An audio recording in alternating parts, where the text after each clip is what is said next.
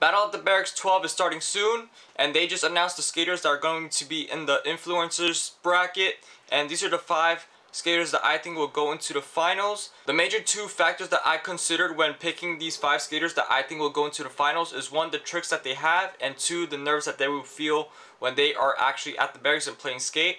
Obviously they'll be playing skate against some of their friends, so obviously their nerves may not be there, but they still will feel a little bit of nerves, especially if you look back on Battle of the Barracks 9 where they had the new Joes coming in, or new pros that never skated, the new bloods. After skating the contest that they've been through, they still felt nervous going into the barracks and playing skate against other people. So this is what I'm considering when picking the 5 skaters that I think will be in the influencers bracket and who's going to be going. So number 5, I have junsato. So I've seen his skating, and I've seen that he has a lot of board control when it comes to manuals. If he has that kind of control over his manis, then I guarantee you probably got some crazy flat ground. I don't know how he is in the stages of contests, because I've never seen him go into contests, but he looks like he's a chill kind of guy. He doesn't like get all frustrated or anything, so I really do think he has a good chance of winning. A lot of people would have thought that Aaron Carr would be on this list, but obviously he has the experience. He done TED Talks, he done a whole bunch of different presentations, so I don't think he would be the kind of person to get nervous, but he doesn't have the same tricks as other people do. So for example, he doesn't have heel flips, he doesn't have very technical tricks, so I think he'll get letters very easily in skate. So that is why I picked junsato as the 5th person to win or go to the finals in the barracks. Number 4 is going to be Johnny Geiger, and the reason why I say Johnny Geiger is because he has very, very strong flat ground skating. Like, all he probably does is play skate 6 hours of flat ground and 2 hours of ledge or whatever, or manis or whatever. So he has a lot of board control, and he has a lot of tricks when it comes to skating on flat, and that's why I'm picking him as number 4, because you see his YouTube channel, he does the most craziest trick, he invents new tricks, so it's kind of the reason why I picked him as 4. And also, when he was playing, I think in 7, Battle of the Barracks 7, he was getting nervous, so I think he might get used to it coming into the new one, but he might still get a little bit of the nerves that coming into it, but we'll see.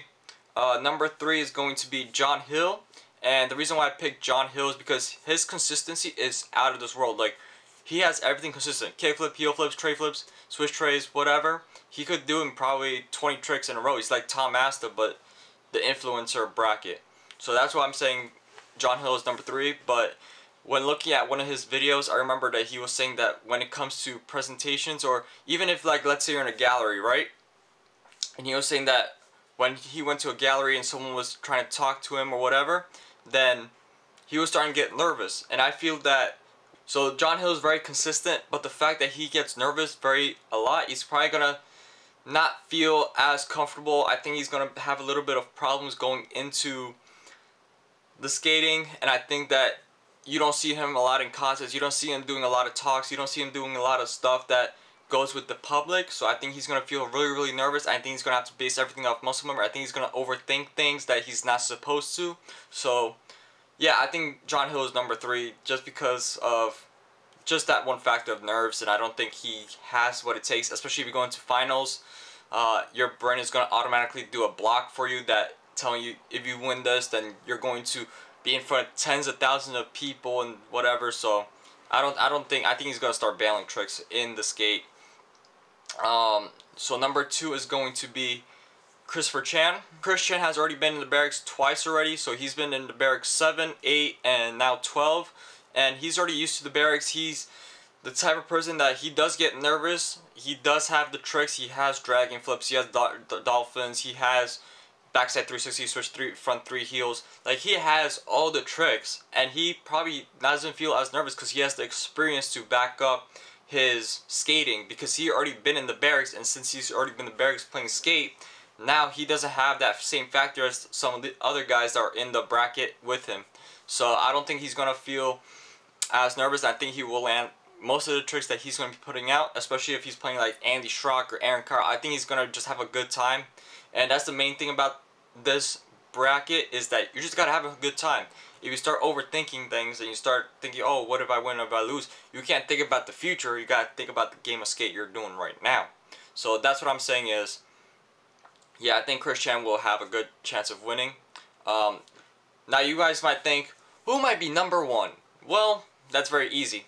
I think Garrett Jenner is going to be number one, and that's because, again, I haven't seen him skating a lot, but that doesn't mean he hasn't stopped skating, and I think that he's the type of person that doesn't really care about anything. Like, he might get nervous, but he doesn't, like, thrive on it. Like, he doesn't, let's say you have two people, right? And you have one person that gets nervous and they get frozen up.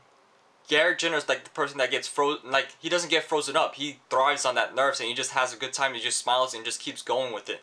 So I think that persona is going to be what gives him that advantage in the games of skate, because he's just going to smile and he's going to have a good time, and that's it.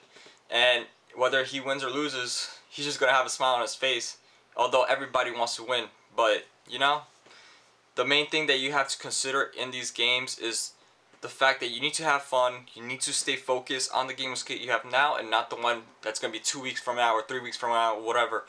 And you have to do some training, make sure that you have your flat ground, you base everything off your muscle memory, and you don't think when you're playing skate, because if you start thinking about certain tricks, then you're going to mess up. Just like if you're playing a game of skate at your local skate park and you're with your friends, and what they do is they set up their feet and you feel it's right, you do the flick and you land it like 90% of the time. But if you set up your feet real quick, like quick feet, and then do the trick, there's a good chance you're probably gonna not land it. So just, you know, gotta relax, focus on the game, and just smile. That's all it is. Just make sure you're having fun. And I'm really happy that Karyuma is the one that's sponsoring this event, Battle of the Barracks 12, because Karyuma is one of those brands that support skating and skaters support the brand. So this feels really right that skateboarding is going into this level where you have a brand that does both for the community and for the brand itself. So it just feels right. This feels right for the skaters, feels right for the event. I would like to say that I will be also doing picks for the icons, the AMs, the pros. So yeah, just stay tuned for that, and we'll see who goes to the finals, and we'll see if I was right or wrong. But I'll see you guys for the next one. Later.